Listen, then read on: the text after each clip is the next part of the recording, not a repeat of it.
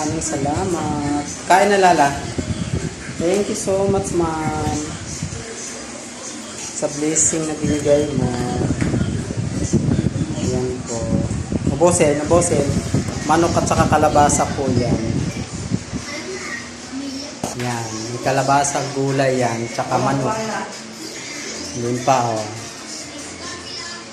Thank you, Ma'am Laila.